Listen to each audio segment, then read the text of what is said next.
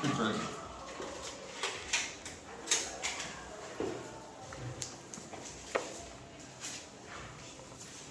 28장 19절과 20절 다 찾으셨으면 다 같이 같은 목소리로 한번 읽도록 하겠습니다.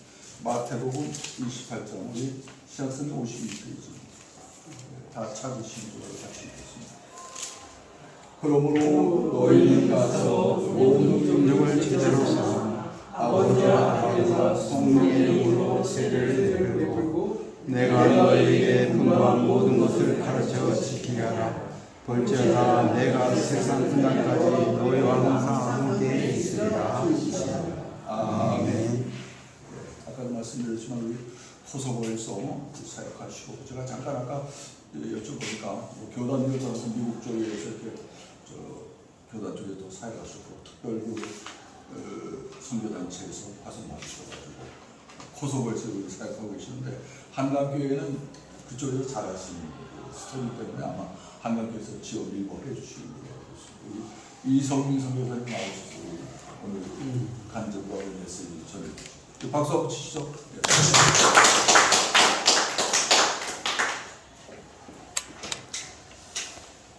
할렐루야. 네. 여러분 뵙게 돼서 반갑습니다. 너무 귀한 분들 된 것 같아서 정말 기분이 좋습니다. 어제 주보를 받았는데 주보에 아주 특별한 표현이 있어서 이제 제가 그걸 외워야 될 것 같습니다. 이제는 대자가 일한다. 우리는 배우 선교한다. 뭐 아시겠지만 지금 선교단체들이 이 문제가 사실 핫 이슈입니다. 어떻게 앞으로 선교단체를 유지하고 또 어떻게 하면 선교를 하실 수 있을지에 대한 고민을 하고 있는데 답을 주신 것 같아요. 은퇴 후에 선교를 한다. 예, 감사합니다. 저는 이제 아까 말씀 들으신 것처럼 한강교회를 처음 나가면서 신앙생활을 한 케이스입니다. 그래서 한강교회가 지원을 하지 않지만 한강교회가 가지고 있는 비전, 오늘은 이초도 내일은 지구촌이라는 그 비전이 이렇게 모토가 있었습니다. 그거를 제가 가슴에 품었는데 지원을 해주고 안 해주고가 중요한 게 아니고 하나님께 주신 비전은 그보다 더 귀하다, 더 가치 있다라는 걸 제가 나중에 깨달았습니다. 그래서 저는 한강교회를 굉장히 사랑하고요. 그래서 올 때마다 교회에 가서 또 교제하고 또 만나는 그런 기회를 갖고 있습니다. 사진에 보신 것처럼 저희 가족입니다. 아내 장예경 선교사, 딸은 은지, 그리고 둘째 세일이입니다. 큰 딸은 독일에 있는 신학교에서 좀 공부를 하고 있고 올해 이제 졸업할 예정이고요. 둘째 세일이는 또한 독일에 있는 그 선교사 자녀학교에서 지금 고1을 다니고 있는 상황 가운데 있습니다. 그래서 같이 못 왔습니다. 학교를 다니고 있기 때문에. 이번에 한국에 나온 거는 이제 저 위에 나와 있지만 저희 단체가 GMP입니다. 여러분 GMF라는 단체를 들어보셨는지 모르겠는데 GMF라는 단체 안에 GMP, GBT, 크림, GMTC, GPTI 이런 단체들이 여러 가지 있습니다.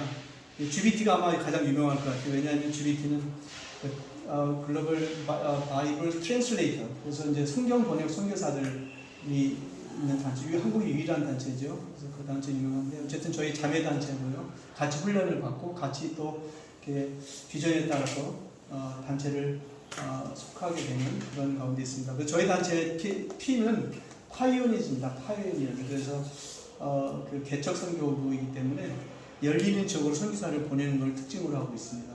또 호프라는 단체가 있는데 호프라는 단체는 그 열리지 않은 곳, 닫힌 지역에 선교사를 보내는 그런 단체가 있고, 저는 이제 GMP로 소속되어 있는데 이제 제가 처음에 갈 때 알바니아로 갔거든요. 알바니아는 또 정론이 다 아시겠지만 강한 공산주의가 자리 잡았던 나라이다. 저는 쉽게 얘기하기를 북한과 같은 나라였다. 근데 이제 92년도에 나라가 공산주의가 동료들이 그때 다 이렇게 공산주의가 이제 그 공산주의를 버리는 그런 상황이 됐고, 그때 이제 아내는 93년도에 알바니아로 갔고요. 저는 95년도에 갔습니다. 그러니까 저는 이제 횟수를 치면 이제 29년 차 선교사가 됩니다. 할 말은 참 많습니다. 29년 동안 선교를 했고 또 그곳에서 살았기 때문에 오늘 좀 간략하게나마 은혜를 나눴으면 합니다. 오늘 읽은 말씀 다시 한번 보면 잘 아시는 말씀 아닙니까? 우리가 자주 듣고 또 많은 교회들이 말씀을 교회의 또 모토로 정하고 있기도 한데요. 보면 교회들이 이제 이 구절을 강조하기 위해서 어떤 제목을 달더라고요. 여러분 혹시 오늘 읽은 본문과 관련된 제목 기억나시는 제목이 있으신가요? 제가 가장 많이 들었던 제목은 주님의 지상명령이었습니다. 주님의 지상명령 또는 주님의 마지막 유언, 마지막으로 주신 말씀이다 해가지고, 근데 저는 이 말씀을 또 다른 제목을 붙이고 싶어요. 이 오늘 구절에다가 오늘 제목이 하나님 함께 하시는 선교잖아요. 근데 저는 하나님이 함께 하시는 삶이라고 저는 제목을 붙이고 싶습니다. 하나님이 함께 하시는 삶. 사실 신자의 삶이 선교하는 삶 아닌가요? 우리가 구원을 받았듯이 또 누군가의 구원을 우리가 위해서 기도하고 또 그들을 또 주님께로 인도하는 삶을 살려고 노력하는, 그래서 우리가 이렇게 철선교회로 모여서 선교를 후원하기도 하고 선교사를 보내기도 하고 또 그런 일을 우리가 도모하는 그런 일을 하는 것이지 않나 싶습니다. 그래서 이게 저희의 삶이다라는 것이죠. 개인적으로 저는 정치가 꿈이었습니다. 그래서 데모에 관심이 많았고 그랬는데 주님께서 이 말씀으로 저에게 도전하신 겁니다. 사실 제가 무엇을 해야 될지, 하나님이 살아계시다라는 것이 제가 이제 확신이 들었기 때문에 어떻게 살아야 될지 놓고 기도할 때 하나님께 이 말씀을 주신 겁니다. 주님의 지상 명령을 할 수 있고 주님의 마지막 유언이라 할 수 있는데 저에게는 어떻게 살아야 되냐에 대한 말씀을 기도를 했을 때 이 말씀을 주신 겁니다. 세상 끝까지 가서 복음을 전하라는 것. 그런데 그 일에 함께 하시겠다는 겁니다. 저는 이 말씀이 저에게 굉장히 큰 도전이었습니다. 하나님이 함께 하시는 일, 하나님이 기뻐하신다는 뜻이고요. 하나님이 도우시겠다는 뜻 아닙니까? 그래서 그때 헌신을 냈고 지금까지 이 말씀을 따라 살고 있습니다. 실제로 하나님은 저와 함께 하셨습니다. 함께 하셨기 때문에 아내도 만나게 하시고 또 선교를 지금까지 할 수 있도록 인도하셨습니다. 제 간증을 드리자면 저 29년 차 선교사지만 파송계획 없이 지금까지 사역을 하고 있습니다. 하나님이 함께 하신 줄로 믿습니다.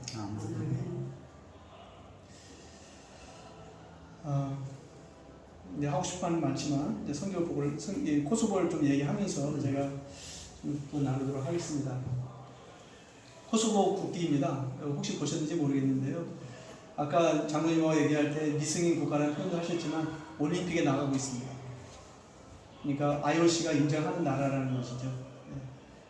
올림픽에 나가고 있는데 앞으로 파리 올림픽 열릴 텐데요. 다른 종목은 말고 유도를 주시히 보십시오. 유도를 잘합니다. 여자 유도. 세계 챔피언도 있고요. 유도는 분명히 금메달 딸 것을 생각합니다. 그래서 많은 나라들이 유도를 배우려고 보내긴 하는데, 제가 이제 그곳에서 이제 코소보에서만 25년을 살았는데요. 굉장히 사람들이 강합니다. 제 말은 피지컬적으로 강하다는 뜻이에요. 그러니까 경량급인데 힘이 센 거예요. 그러니까 쉽게 이제 다른 사람을 넘길 수 있는 거죠. 별이 의미하는 것은요, 코소보에 살고 있는 그 소수 민족을 뜻합니다. 그러니까 단일 민족 국가가 아니고 여러 민족이 함께 모여서 살고 있는 나라이고요. 가운데에 있는 중앙에 있는 그 모형은 그 코소보 영토를 뜻합니다. 영토의 모형입니다. 네, 우리 장로님 갔다 오셨으니까 너무 잘 아실 것 같은데요. 코소보 주변에 있는 국가들, 마체도니아, 몬테네그로, 세르비아, 알바니아 이런 국가들과 국경을 같이 하고 있습니다. 저희 집에서 차를 타고 빌립보까지 8시간, 데살로니가까지 6시간 그리고 여러분 두브로브닉 들어보셨나요? 크로아티아 두브로브닉 유명한 관광지죠. 거기까지 7시간. 이렇게 말씀드리는 이유는 오시면 같이 갈 수 있다는 뜻입니다. 아주 이런 곳에 있습니다. 코소보는 수도는 프리스티나입니다. 우리 장로님 프리스티나만 보고 오신 거예요. 근데 이제 코소보 이제 저희 코소보 수도에 살지 않고 코소보에서 한 1시간 반 정도 떨어져 있는 밑에 있는 자코바라는 작은 도시에서 사역하고 있습니다. 살고 있고 사역하고 있습니다. 코소보는 아주 작은 나라입니다. 우리나라 경기도 면적밖에 되지 않고 인구도 180만, 많이 잡아서 180만입니다. 이번 올해 그 인구조사 한 거에 따르면 150만이라는 얘기가 나왔습니다. 아주 작은 나라입니다. 경제는 아주 안 좋습니다. 나라가 이제 신생국가이기 때문에 경제도 굉장히 안 좋습니다. 세계 GDP를 따지면 108위 정도 된다고 하면 한국이 3만 불 정도 된다고 하나요? 3만 6천. 3만 2천, 6천. 이게 차이가 많이 나는 그런 나라인데, 근데 지하 경제가 발달됐어요. 지하 경제가. 이게 무슨 말이냐면 통계에 잡히지 않는 그런 경제가 있다라는 거예요. 이게 뭐냐면 해외에서 나가서 사는 사람들이 굉장히 많다는 겁니다. 그 사람들이 돈을 벌어서 송금을 하는데 은행으로만 하는 게 아니고 직접 자기가 들고 와서 쓰기도 하고 보내주기도 하고 그렇습니다. 그래서 코소보는 이런 공식적인 자료에서 보이는 어떤 경제 수치보다는 좀 높게 잡아야 된다고 저는 생각합니다. 실제로 많은 사람들이 독일, 스위스에서 돈을 벌고 있거든요. 거기는 굉장히 월급이 우리나라보다도 높습니다. 5,000유로, 6,000유로 그렇게 받기 때문에 그런 돈으로 이 나라의 경제가 유지되겠다는 것입니다. 종교 분포를 보시면 가장 많은 종교가 회교인데 그냥 많은 게 아니고 96%입니다. 96%. 제가 왜 이게 많은지 좀 이따 설명해 드릴 텐데요. 제가 이거를 강조하는 이유는 많은 사람들이 동유럽에 무슬림이 이렇게 있을까? 라는 생각을 합니다. 정교, 카톨릭만 있지 회교도가 있을까라는 생각을 하는데 그렇지 않습니다. 많습니다. 유명한 선교학자인 랄프 인터가 템포리 윈도우라는 이론을 가지고 세계 교회들을 이제 선교에 동참하도록 했는데 40도 창이라는 그게 무슨 말이냐면 위도 10도 40도 안에 있는 많은 나라들이 미존도 국가라는 그런 거였어요. 그래서 이 말로 이제 도전을 했고 그래서 많은 교회들이 또 선교사를 실제로 보냈는데 템포리 40도 창. 근데 저희는 뭐라고 하냐면 창밖을 보라고 합니다. 창밖을 보라고. 그 창 밖에 있는 에도 많은 나라들이 실제로 미전도 국가들이 많다는 겁니다. 그러니까 교회들이 선교사도 보내지도 않고 후원도 안 하고 또 기도도 안 하는 거예요. 근데 알바니 지금 보십시오. 96%가 무슬림입니다. 보스니아, 몬테네그로, 마케도니아 얼마나 많은 무슬림들이 있는지 모릅니다. 그리고 이들은 강경화되고 있습니다. 강경화. 좀 더 설명해 드리겠습니다. 개신교 카톨릭 2.2%고요. 이것에 원래 이제 좀 이따 설명해 드리겠지만 바울 사도가 복음을 전했던 지역이기 때문에 기독교의 흔적이 남아 있고요. 정교는 세르비아 사람들의 종교입니다. 세르비아 사람들. 그러니까 코소보에 세르비아 사람들도 살고 있습니다. 아까 제가 지도 국기에서 보여드렸던 것처럼 여러 개의 별이 있었잖아요. 그 중에 하나의 별은 세르비아입니다. 세르비아계. 그 다음에 보스니아계도 있고 터키계도 있고 집시족도 몇 개의 집시족이 있고요. 여러 가지 종족들이 살고 있는 땅입니다. 그래서 정교는 세르비아인의 종교입니다. 세르비아인의 종교. 그 세르비아인이 한 10만 정도가 삽니다. 개신교 약 1000명이라고 했는데요. 저 숫자는 교회에 나오고 있는 사람들을 이제 세서 제가 센 겁니다. 실제로 제가 몇 명 나온지 대충 잡아 쓴 건데요. 실제 믿는 사람은 1000명도 안 될 것으로 이제 보고 있습니다. 코소보 사태는 이제 99년도에 전쟁으로 유명해진 나라입니다. 전쟁이 왜 일어났는지를 잠깐 설명해 드리겠습니다. 일리리아는 알바니아계의 조상이라고 합니다. 일리리아. 근데 일리리안이 어디서 나오냐? 성경에 나옵니다. 로마서 15장 19절에 나옵니다. 한번 보시겠습니다. 한번 읽어볼까요? 표적과 기사의 능력으로 성령의 능력을 이루어졌으며 그리하여 내가 예루살렘부터 두루 행하여 일루리곤까지 그리스도의 복음을 편만하게 전하였노라. 어디까지요? 일루리곤. 제가 이 말씀으로 이제 설교를 많이 할 때가 있는데요. 대부분의 목사님들, 교인들이 일루리곤이 어딘지 몰라요. 이게 지금 바울 사도의 선교 보고거든요. 내가 예루살렘으로부터 두루 행하여 일루리곤까지. 일루리곤은 동유럽을 뜻합니다. 코소보가 있는 알바니아에서부터 슬로베니아까지 위치를 말하는데 지금 로마에 가기 전까지 그곳에 선교를 했다는 뜻이거든요. 근데 일루리곤이 어딘지 몰라요. 근데 왜 일루리곤이냐는 것이죠. 일루리곤은 일리리안이 살고 있는 땅을 일루리곤이라고 불렀어요. 로마에서 일리리쿰. 그래서 이곳이 일루리곤입니다. 복음이 들어갔다는 곳인데 2000년 전에. 그런데 이제 이곳에 7세기경에 슬라브족이 남하를 합니다. 슬라브족은 여러분 잘 아시다시피 세르비아의 조상, 러시아계의 조상이 슬라브족입니다. 그래서 이 슬라브족의 이제 남하로 인해서 알바니아계는 피지배 민족이 되는 겁니다. 슬라브족 하면 뭐 여기 나와 있지만 러시아, 세르비아, 크로아티아, 몬테네그로, 마케도니아, 슬로베니아, 보스니아까지 이런 나라들이 슬라브족의 후손입니다.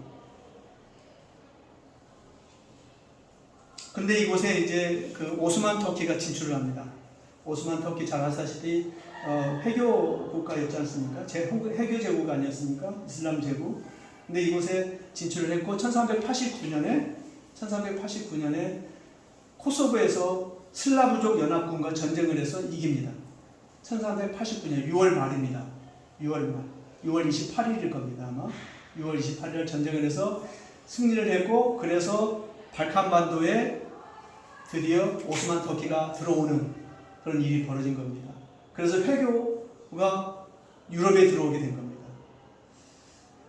이 일로 말미암아 알바니아계는 이슬람화됩니다. 뭐 장로님 가보셨으니까 아시겠지만 그리스 정교가 있고요.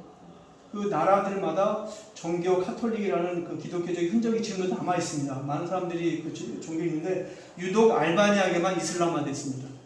그 이유는 모릅니다. 사람들이. 근데 저희는 알죠. 왜냐하면 알바니아계가 유독 강하게 터키에 저항을 했기 때문입니다.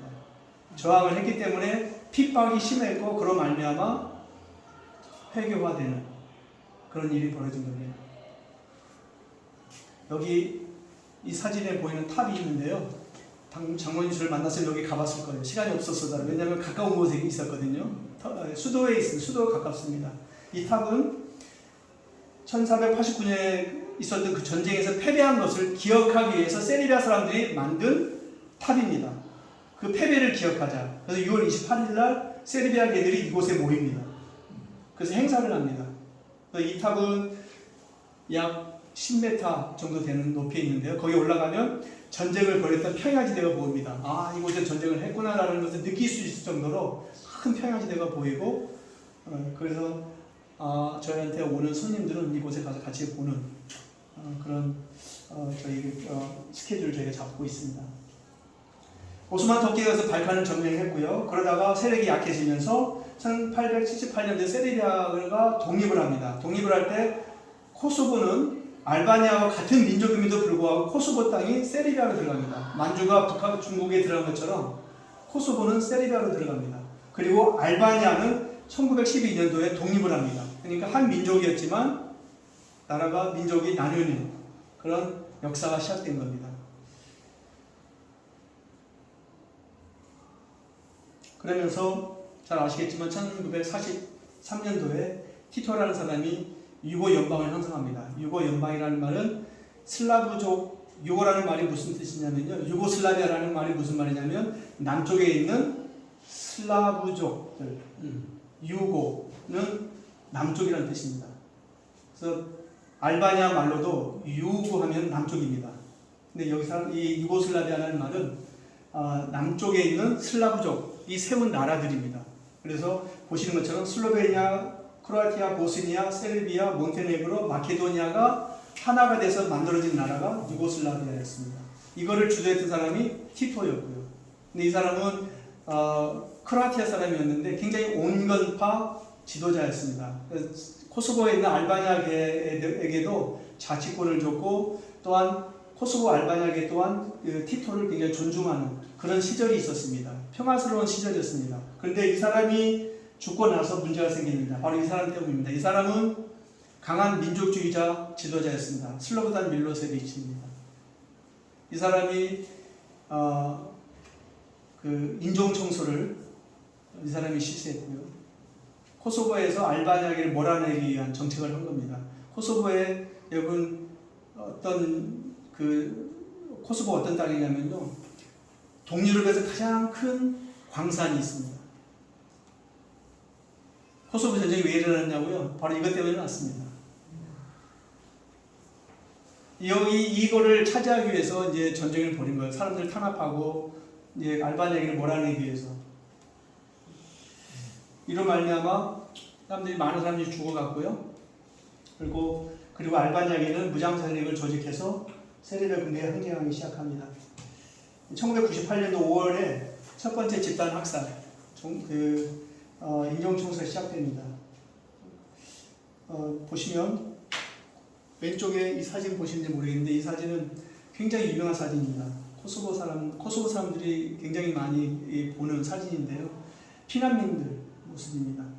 99년도에 전쟁이 났지만 그 전에 98년도부터 이미 핍박이 있었고 많은 사람들이 죽었기 때문에 그때부터 이미 피난민들이 있었습니다.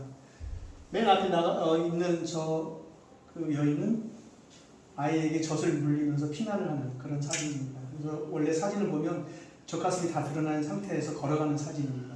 지금도 이 사람도 살아 있습니다. 아이가 지금 처녀가 돼가지고 커 있는데 굉장히 유명한 사진입니다.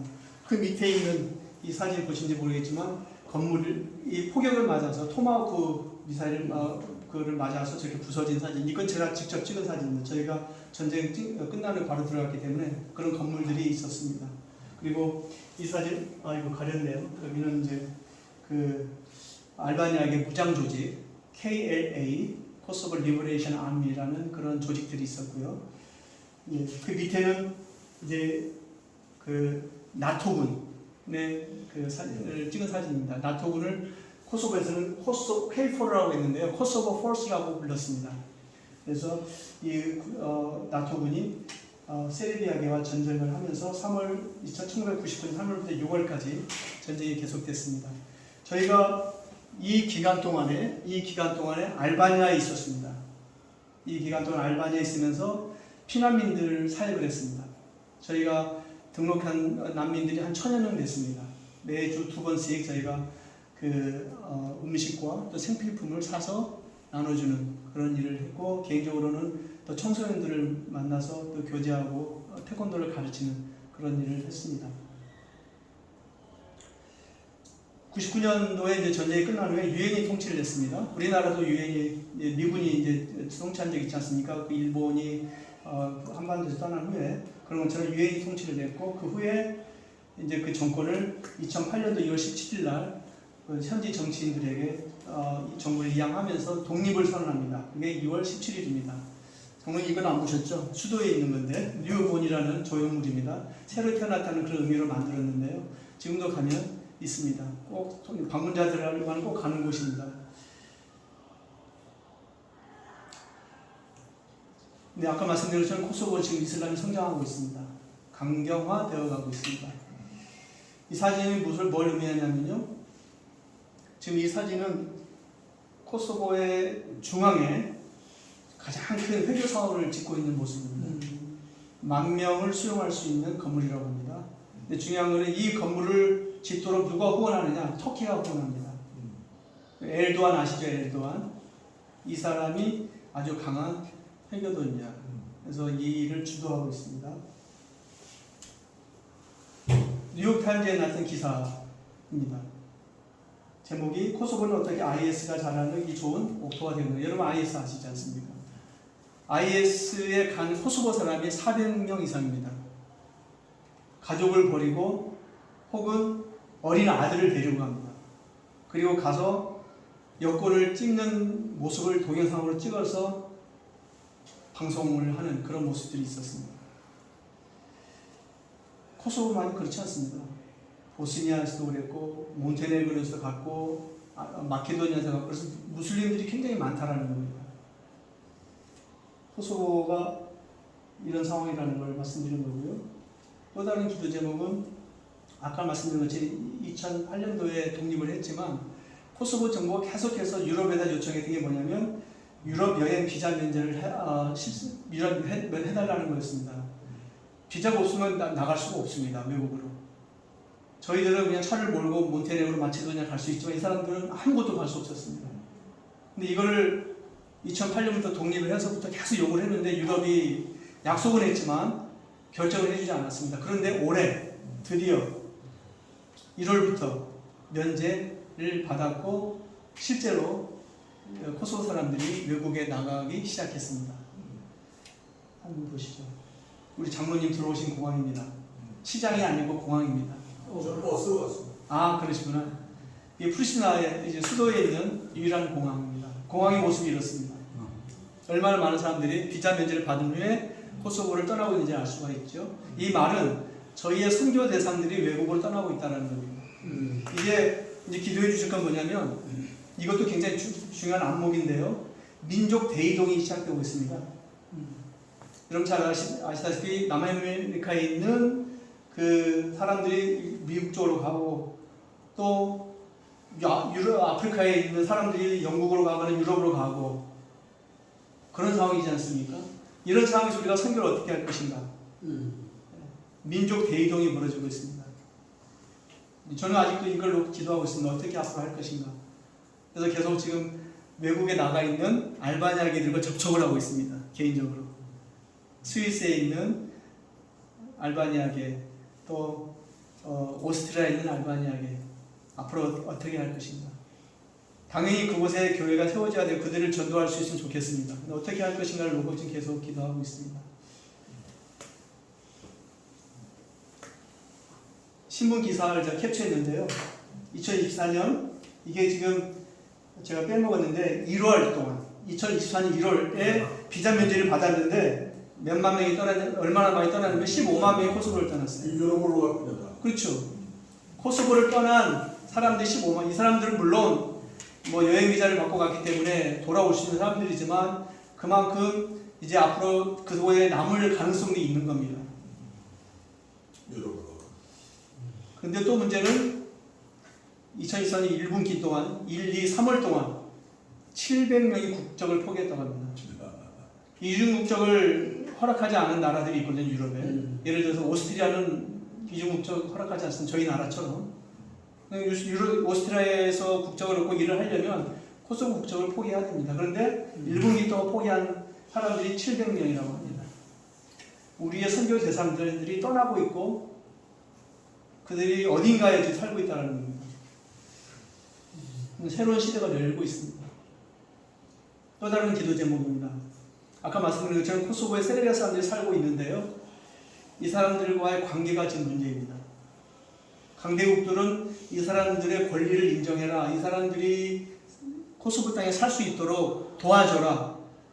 그래서 그 공동체를 인정해줘라 라고 강대국들은 얘기합니다. 그런데 문제는 이 사람들이 코소보 행정력을 인정하지 않습니다. 무슨 말이냐면 자동차 번호판 세르비아 거 달고 다닙니다. 중국 사람이 한국에 사는데 중국 차 몰고 다니는 거예요. 주민등록증 그냥 세르비아 거 그대로 유지하고 있고요. 화폐 세르비아 화폐가 디나르입니다. 디나르. 그 디나르를 사용합니다. 코소보에는 공식 화폐가 유로화입니다. 유로화인데 이 사람들은 디나르를 씁니다. 이 말은 무슨 말이냐면 돈이 돌아야 되는데 이 돈이 코소보에 돌지 않고 세르비아로 간다는 거예요. 그래서 코소보 정부는 경찰을 보내가지고 이번에 올해 일어난 일입니다. 5월 21일 날 세르비아의 은행 지점 6곳을 폐쇄했습니다. 이것 때문에 어떤 일이 벌어질지 모릅니다. 지금 돈의 흐름을 딱 막았거든요. 정부에서. 어떤 일이 벌어질지 모릅니다.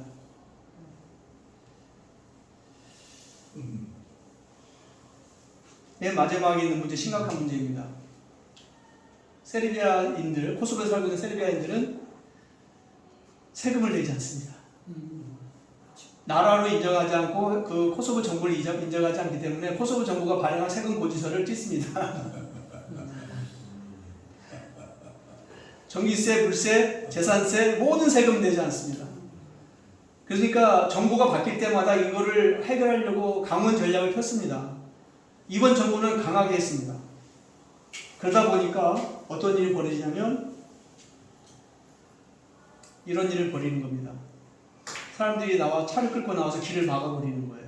근데 이 길이 어떤 길이냐면 유럽으로 갈 수 있는 가장 짧은 길입니다.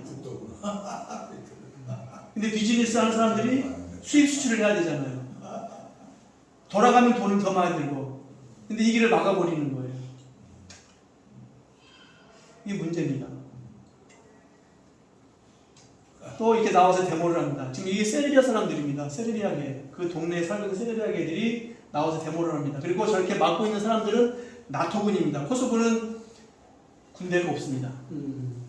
군대가 없는 유일한 국가, 세계에서. 군대가 없고 그 대신 나토군이 와서 치안을 담당하고 있습니다. 근데 이렇게 데모를 하면 사상자가 발생하거든요. 사상자가 발생하면 세르비아가 군대를 보내겠다라는 엄포를 놓습니다. 군대를 보내면 전쟁이 납니다. 근데 세르비아가 그렇게 엄포를 놓을 수 있는 이유는 뭐냐면 그 뒤에 러시아가 있기 때문입니다. 그래서 코소보에 사는 저희들의 생각이 아니고 현지인들은 우크라이나 전쟁이 끝나면 코소보에서 전쟁이 날 수 있다 라는 말을 합니다. 세계 화해구가 여러 군데 있지 않습니까? 유럽의 화해구는 코소보입니다.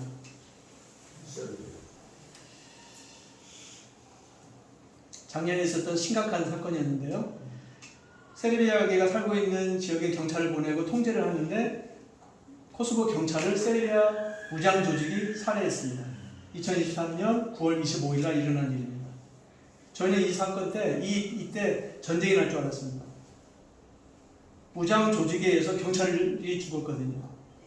저희는 알바니아 살 때도 무정부 상태를 경험한 적이 있고 또 그 중에 또 전쟁도 겪어봤고 그렇기 때문에 굉장히 위기의식이 있습니다. 저희는 전쟁이 날 줄 알았는데 다행히 강대국들이 간섭을 해서 좀 무마가 되는 그런 일이 있었습니다. 이 사람들이 죽인 겁니다. 이 사람들이 있는 곳이 어디냐면요, 수도원입니다. 정교 수도원. 드론으로 찍은 겁니다, 이 사람들.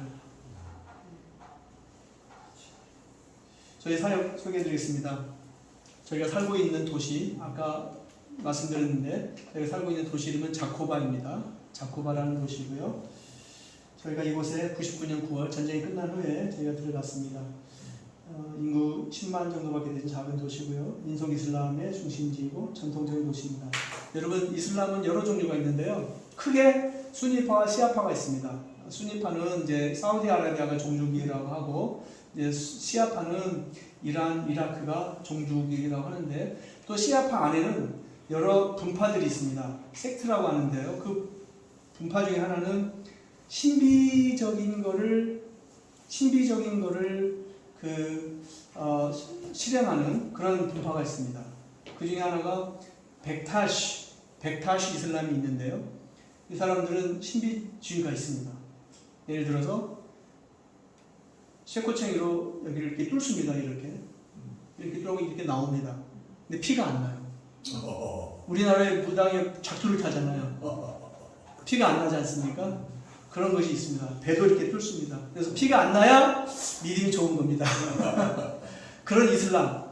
그리고 동네 곳곳에 사당이 있어요. 죽은 사람은 사당이, 그 사람들이 거기 가서 이제 기도하고 소원을 빌고 또 헌금도 하고, 그런 도시. 민속 이슬람. 강한 그 정통 이슬람이 아니고 민속 이슬람이 있는 도시에서 사역하고 있습니다. 저희가 와서 사역한 거는 이렇게 사역했습니다. 어린이 사역, 그 다음에 구호 사역, 전쟁이 난 직후에 갔기 때문에 저희가 했던 일 중에 하나는 그들의 집을 보수하는 데 필요한 그 창문이나 문들을 저희가 구입해서 도와주는 일을 하기도 했었습니다. 그렇게 관계를 맺은 사람들을 초대해서 교회를 시작했는데 2000년 4월 23일 부활절이었습니다. 저희 교회 이름은 한국말로 풍성한 교회입니다. 풍성한 교회. 예, 그 교회가 2000년 4월 23일에 개척되었습니다. 이런 접촉법으로 저희들이 사람을 만났습니다. 태권도, 탁구, 영어, 피아노 이런 걸 통해서 현지인들을 저희들이 만났습니다. 현재 사역 상황은 저렇게 모여서 예배를 드리고 있는데요. 저희 교회 모습이고요. 저희 사역은 이렇게 크게 교회 사역, 태권도 사역, 한글 사역, 그리고 의료 선교, 캠프 사역, 해외 선교, 유튜브 사역으로 이렇게 나눠서 말씀드릴 수 있겠습니다. 저는 태권도 전문인이 아닙니다. 이제 영문화됐고 목사 안수를 받았지만 태권도는 일부러 배웠습니다. 현지인들을 만나기 위해서 일부러 배워서 했는데 효과가 있었습니다. 한글 사역은 제 아내가 지금 하고 있는 사역이고요. 저희 교회는 현지 무슬림이었던 사람들이 예수님을 믿고 한 10명에서 15명이 모여서 예배를 드리고 있는 중에 있습니다. 무슬림이 예수를 믿는다는 게 굉장히 쉬운 일이 아닙니다. 화요성경학교의 모습은 저희가 화요일마다 모여서 성경을 공부하고 있는데요. 하트가 가리키는 형제에 대해서 말씀드리고 싶습니다. 이 형제의 이름은 슈켈젠입니다. 슈켈젠. 여러분 이 사람의 이름을 기억해 주고 기도해 주시면 감사하겠습니다. 이 형제는 아직까지 예수를 믿지 않지만 화요일날과 목요일날 기도 모임과 성경공 모임에 오고 있습니다. 예수님을 믿지 않음에도 불구하고. 그러니까 알바냐어입니다. 알바냐인이 90% 이상이기 때문에 저희들의 사역 언어는 알바냐어입니다. 그래서 이 형제는 지금 주일 예배, 직장 때문에 주일 예배는 못 오고 있지만 현재 화요성경학교와 또 목요 기도에 나오고 있는데요. 이 형제가 어느 날 화요성경학교를 마치고 나갔는데 이웃이 봤다고 합니다. 그리고 이 형제의 아버지에게 얘가 교회 나오고 있다는 말을 했다고 합니다. 그 후에 벌어진 일은 온 가족이 모여가지고 압력을 넣는 거였습니다. 너 교회 가지 마라. 여러분 이슬람 선교에 있어서 가장 큰 장애물은요, 이슬람이라는 종교가 아닙니다. 아랍어로 말하는 움마라고 하는데요, 공동체입니다. 관계 문화라고 할 수 있고요. 그 공동체 안에 들어가기도 힘들고 나오기도 힘듭니다. 선교사들이 그 공동체에 들어가려고 노력하기 때문에 여러 가지 방법을 쓰는 거예요. 근데 이 형제에게 그런 걸 하는 겁니다. 온 가족이, 왜 아버지만 개인적으로 얘기하면 될 텐데 온 가족이 모여서 그것도 너 교회 가지 마라. 이 말은 네가 교회 나오면 이 관계에서 끊어진다. 그런데 이 형제가 여전히 교회 모임에 나오고 있습니다. 어떻게 나오고 있냐면요, 집을 나오면 아버지가 차로 미행한답니다. 근데 아버지가 미행하는 걸 알고 커피숍에 갔다가 앉아있으면서 아버지가 떠날 때까지 기다린다고 합니다. 그리고 교회로 오는 그런 상황 가운데 있습니다. 제가 일부러 이름을 써놨는데요, 이 형제의 이름을 위해서, 이 형제를 위해서 기도해 주시면 감사하겠습니다. 어린이 모임 하는 모습이고요. 아까 말씀드린 것처럼 저희가 캠프 사역을 매년 하고 있습니다. 미국에 있는 한인교회에서 팀을 매년 보내주고 있어서 저희가 캠프 사역을 지금 매년 하고 있습니다. 어린이들과 청소년들을 저희가 모아서 여러 가지 활동을 통해서 이 아이들의 마음을 열려고 저희 시도를 하고 있는 가운데 있습니다. 올해는 특별히 봄방학 캠프를 했습니다. 처음 했던 캠프입니다. 제가 왜 이 사진을 놓고 여러분에게 말씀드리냐면, 이번에 캠프를 할 수 있게 된 것도 사연이 있습니다. 아까 말씀드린 것처럼 저희 딸이 신학교를 다닌다고 했는데요, 그 신학생들이 저희 딸을 통해서 저희의 사역에 대해서 들은 겁니다. 그래서 자기들도 한번 가보고 싶다고 한 겁니다. 처음에 이제 소통을 할 때 올 테면 와봐라 했죠. 왜냐하면 너무 멀거든요, 독일에서 오는 게. 근데 오겠다고 한 겁니다. 비행기 타고 오는 게 아니라 차로 오겠다는 거였어요. 그래서 얼마나 걸렸는지 아십니까? 30시간이 걸렸습니다. 독일에서부터, 독일 북쪽이거든요, 하노버 그쪽 근처인데 거기서부터 코소보까지 30시간을 걸려서 실제로 왔습니다. 젊은이들이라서 그런지 쉬지 않고 왔다고 합니다. 독일 차가 좋은 것 같습니다. 예. 그래서 저희가 같이 봄방학 캠프를 같이 했는데 중요한 거는 이 형제들이 도전을 많이 받았어요. 처음으로 무슬림 아이들을 받고 같이 사역을 했는데 내년에도 같이 다시 오겠다라고 그렇게 하고 말을 하고 갔습니다. 저희들이 내년에도 이 사역을 지금 할 것을 기대하고 있습니다. 예, 저희 태권도 사역의 모습인데요. 지금 동그라미 안에 있는 형제 이름이 에트닉입니다. 에트닉인데 이 형제 이름을 기억해 주십시오. 사역의 열매입니다. 태권도를 통해서 예수님을 믿었고 아직까지 세례는 받지 않았습니다. 세례를 받지 않았는데 세례를 받는 것도 아주 굉장히 힘든 일입니다. 속에서 예수 믿는 것뿐만 아니라 세례 받는 것도 소문이 나면 또 어떤 일이 벌일지 모르기 때문에 아직까지 결정을 못하고 있는데 형제를 위해서 기도해 주십시오. 저는 이 형제가 더 믿음이 자라서 사역자가 되기를 좀 기도하고 있습니다. 제가 또 다른 도시에 가서 또 이렇게 태권도를 가르치고 있는 모습입니다.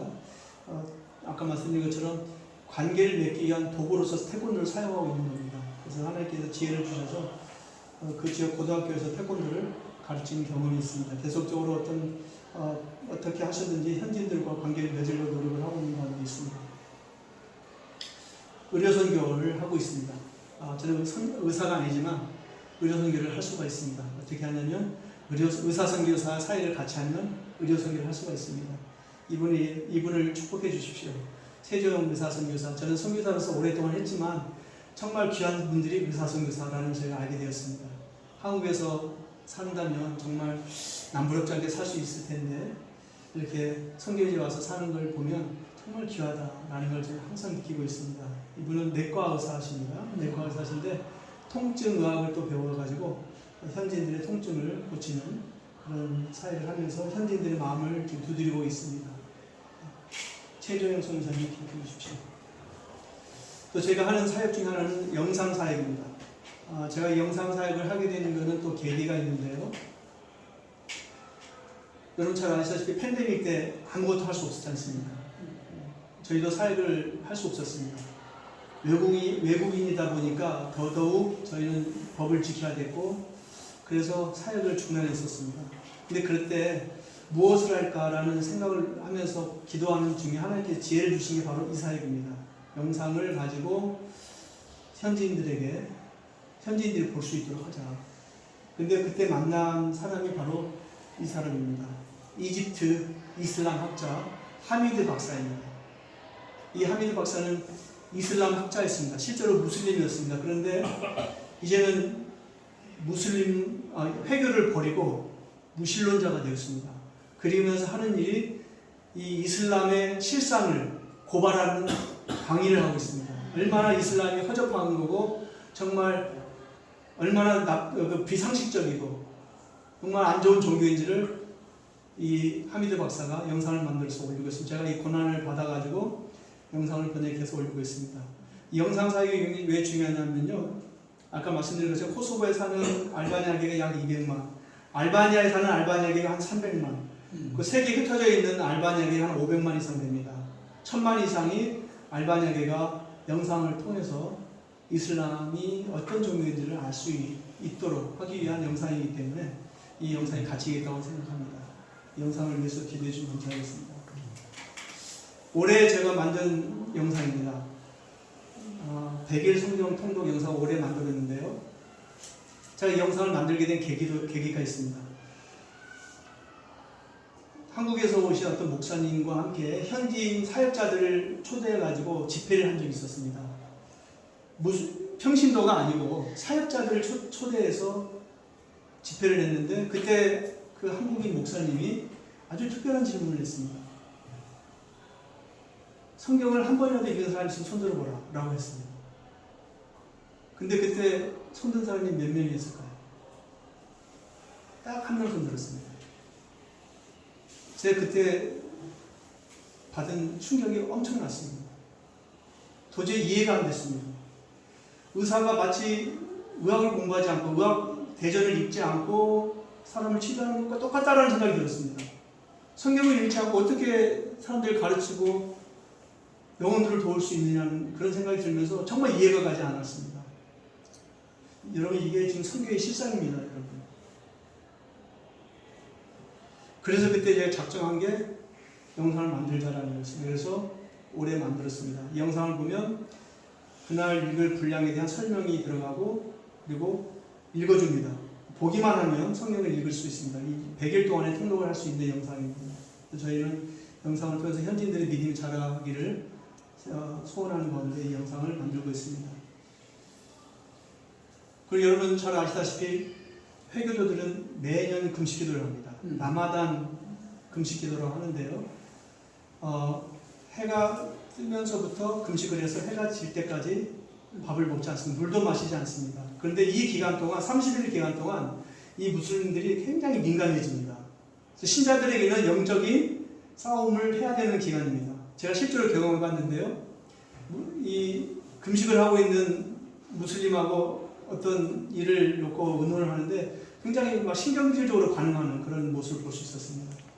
금식을 하니까 배가 고플 거 아닙니까? 그러니까 짜증도 내고 그러는 거죠.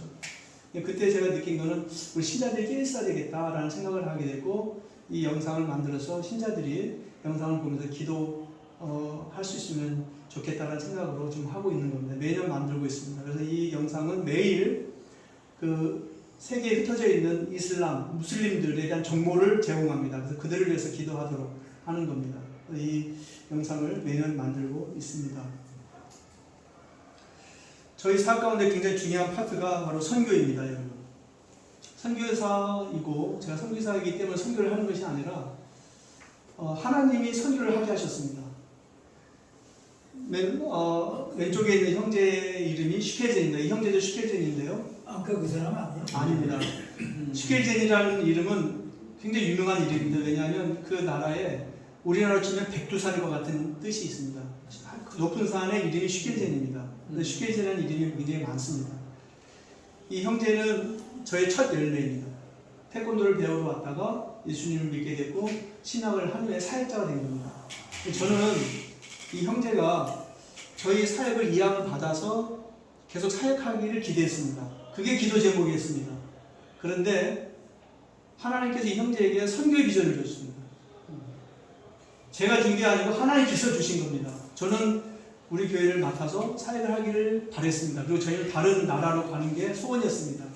코소보에서 지긋지긋한 코소보를 떠나고 싶었습니다. 근데 하나님께서는 이 형제에게 선교의 비전을 주셨고 이 형제가 떠나기를 원하셨습니다. 제자가 떠난다는데 가만히 있을 수가 없지 않습니까? 그래서 저희가 선교를 하자. 그래서 저희가 후원을 하기 시작했습니다. 10명에서 15명이 모이는 교회지만 선교를 한 겁니다. 그래서 제가 항상 하는 말이 하나님이 기뻐하신 일에는 부족함이 없다라는 겁니다. 실제로 그렇습니다. 여러분이 상상하기 어려우실 텐데요. 아까 말씀드렸지만 제가 29년 동안 선교하면서 파송기 없이 선교를 했고요. 10명, 15명이지만 선교사를 지금 후원하고 있습니다.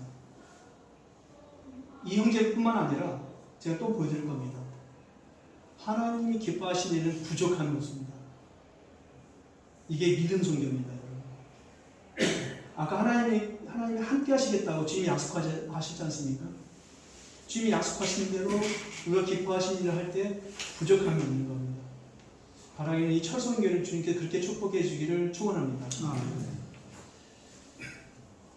형제가 처음에 선교사가 되겠다고 했을 때 개인적으로 섭섭했습니다.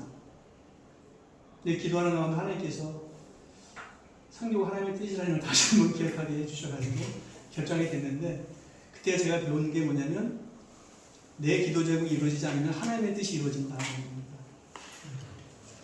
내 기도 제목이 이루어지지 않으면 하나님의 뜻이 이루어집니다.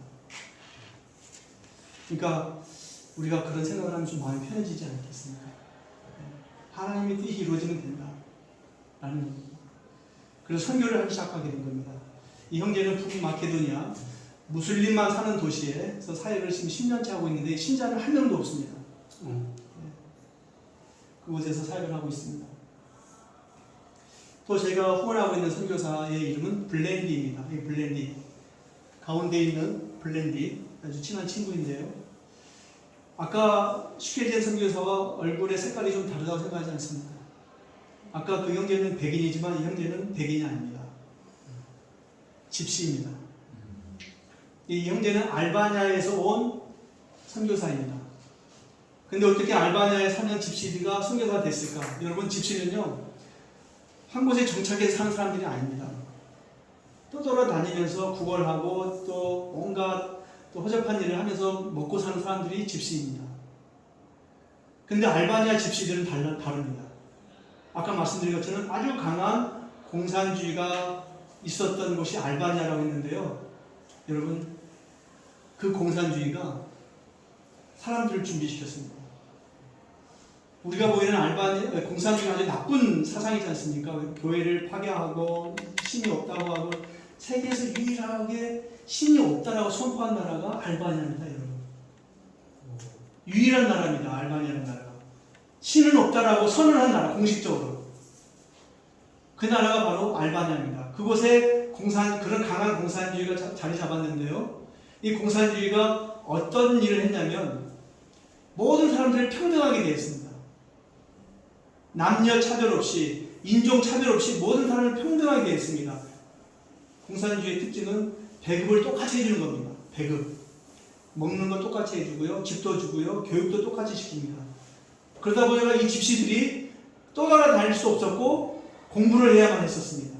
그래서 책을 읽게 되고 고등학교를 졸업하고, 그래서 공산주의가 무너지고 후에 선교사들이 들어갔을 때 이 사람들이 이미 준비되어 있었습니다. 선교사들이 복음을 전하니까 집시들이 예수님을 믿게 된 겁니다. 바로 이 형제가 그때 예수님을 믿게 되었고 선교사가 된 겁니다. 그래서 제가 하는 말이 있습니다. 하나님은 공산주의도 사용하신다. 우리가 보기에는 공산주의가 나쁘잖아요. 그것도 기독교가 패배한 것 같고 힘이 없는 것 같은데요. 결코 하나님은 실패하지 않습니다. 공산주의가 아무리 날뛰어도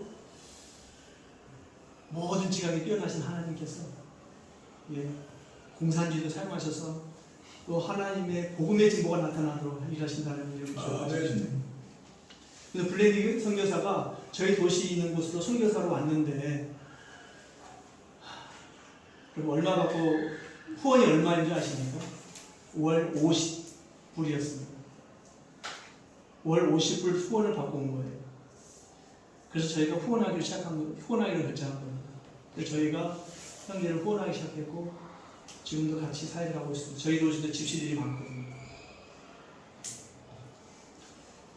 저희가 후원하는 세 번째 선교사입니다. 이 형제 맨 왼쪽에 있는 형제가 피스닉입니다. 피스닉. 이 형제도 알바니아 출신 선교사입니다. 그러니까 알바니아 교회가 약하기 때문에 후원이 없어요. 약해요. 그래서 저희가 후원하기를 결정했는데 이 형제가 사역하는 도시는 보스니아입니다. 여러분, 보스니아를 위해서 기도해 주십시오. 아주 강한 이슬람이 있는 나라입니다. 아까 말씀드렸지만 이슬람은 계속 성장하고 있습니다, 여러분. 왜냐하면 아이를 많이 낳거든요. 강한 이슬람 신앙을 전수합니다. 결코 이 이슬람을 여러분 쉽게 생각하지 마십시오. 우리나라에도 그래서 이번에 와보니까 머리 뒤집어 쓰고 다니는 사람, 그 여자아이들이 있던데요. 우리나라도 언제든지 이런 피해 당할 수 있습니다. 보스니아에 제가 저희 단체에서 유럽 지부장인데 유일한 한국인 선교사가 저희 단체 선교사였습니다. 근데 그분이 결혼을 하고 보스니아를 떠나는 바람에 제 마음이 아파가지고 기도하는 중에 이 형제에 대해서 듣게 된 겁니다. 보스니아에서 선교를 하고 있는 알바니아 출신 선교사. 그러면 이 선교라도 우리 지원하자. 그래서 저희 교회가 후원하기 시작했습니다. 올해부터 시작했습니다. 다시 한번 말씀드립니다. 여러분, 우리의 상황과 여건을 보지 마십시오. 아까 말씀드렸지만 10명, 15명이 모이는 교회이지만 하나님이 하게 하십니다. 주님이 기뻐하신 일을 하나님이 하게 하십니다. 여러분이 지금 이 모임을 통해서 여러 선교사를 후원하는 것처럼 계속 하시면 좋겠습니다. 그리고 더 많은 선교사를 후원하시고 그래서 주님의 진보, 주님의 말씀이 온 세상 가운데 퍼져나갔으면 합니다. 저희 기도 제목을 읽고 저희 오늘 말씀을 마치도록 하겠습니다. 저희 전도 열매가 있게 하시고 이 신자들 동안 전도 열매가 나타나도록 기도해 주십시오. 아까 태권도를 배우고 있는 사역자 에트닉 믿음이 자라서 세례를 받겠다는 결단을 하기 위해서 기도해 주십시오. 또 교회 몸에 나오기 시작한 식혜제니가 주님을 구조로 영접하도록 기도해 주십시오. 청소년들을 전도할 수 있는 지혜를 주시도록 기도해 주십시오. 현지의 사역자가 세워지도록 기도해 주십시오. 저희들은 현지 사역자가 세워지면 다른 나라로 가기를 원합니다.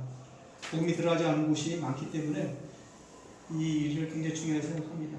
이번에 저희가 와서 건강검진을 했는데 또 문제가 있어서 지금 치료를 받고 있습니다. 가기 전까지 다 좀 좋아져서 나갔으면 합니다. 아까 말씀드린 대로 저희 딸이 지금 이제 올해 졸업을 하게 되는 신학교 졸업을 하게 되는데요. 주님의 인도하신 가운데 진로가 결정되었으면 합니다. 이미 결정은 됐습니다. 신학교 교수님이 간호학을 해서 사역을 해라. 그러니까 전문인으로서 사역을 하라는 뜻입니다. 이게 굉장히 중요합니다. 우리가 목사 선교사로 가면 사실 할 게 없습니다, 여러분. 근데 어떤 툴을 가지고 가면 사람들을 만날 수 있는 그런 방법이 열리거든요. 그래서 그 신학교 교수님이 간호학을 공부하라고 했기 때문에 간호학을 준비를 배우려고 독일에서 배우려고 하고 있는 중에 있는데 하나님의 인도하심이 있었으면 합니다. 제 아들 세일의 믿음이 자라기를 위해서 기도해 주시고요. 저희 양가 가족 가운데 믿지 않는 사람들이 많습니다.